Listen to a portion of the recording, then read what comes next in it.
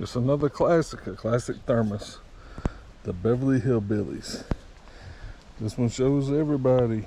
You know, it's not scratched up or anything. You can see Ellie Mae, Granny. Is that Duke, Jethro, and Jed Clampett. The Beverly Hillbillies. From Tennessee. Granny's got her shotgun. She's got a look on her face like she's ready to not take no mess. The moonshine jug. Jed's out here in his long underwear with his jug. Filmways TV Productions. Granny's fishing in the cement pond. They had a swim pool there. They called it a cement pond. They had a pool table and they thought it was a fancy eating table.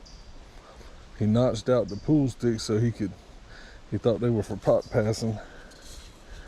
Ellie Mae's chasing a chicken. Jethro's plowing up the field trying to plant something. In their mansion in Beverly Hills. The neighbors probably didn't like them making a garden there. Anyway, this is another Aladdin. You can tell that Aladdin kind of dominated the 60s. The only one I've run into so far personally, I'm sure there's others, but the only one I can think of right off the top that I've been making videos of is the Superman one from 67. I think all these others, all the other metal ones that I've seen from the 60s so far are made by Aladdin.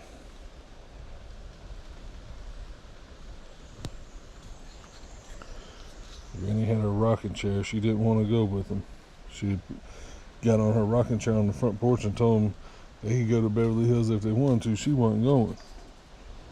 But I think Jed just picked her up and chair and all, him or Jethro. He got Jethro to pick her up with the chair and everything and put her on the truck as it was, and she finally came around to it. Ellie Mae is Jed's daughter. Granny, wasn't Jed's mom, I wouldn't think, but they called her Granny. And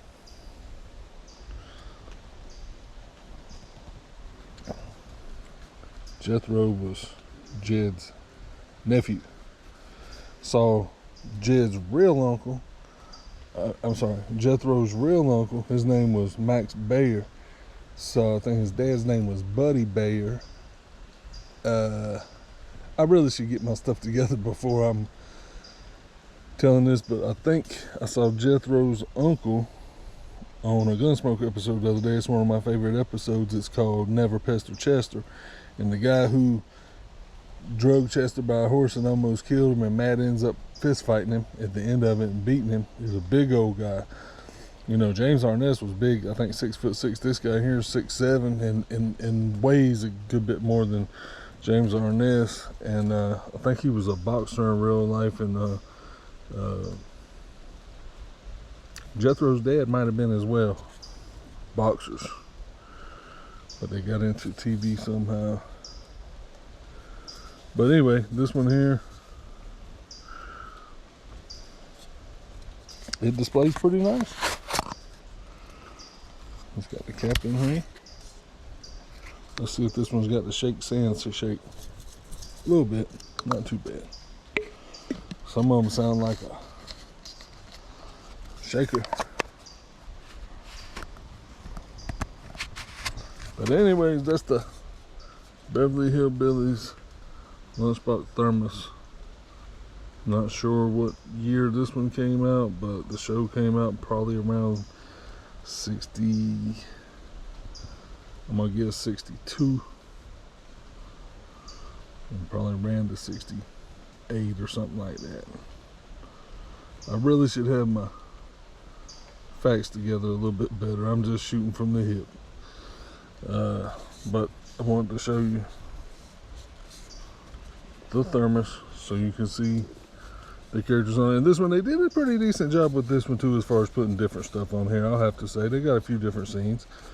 You know, they got everybody on the truck, and then they show everybody again other than the dog. They show everybody again. So there's 4 main characters. And they did a good job of putting a couple of scenes on there showing you kind of what those people did on the show.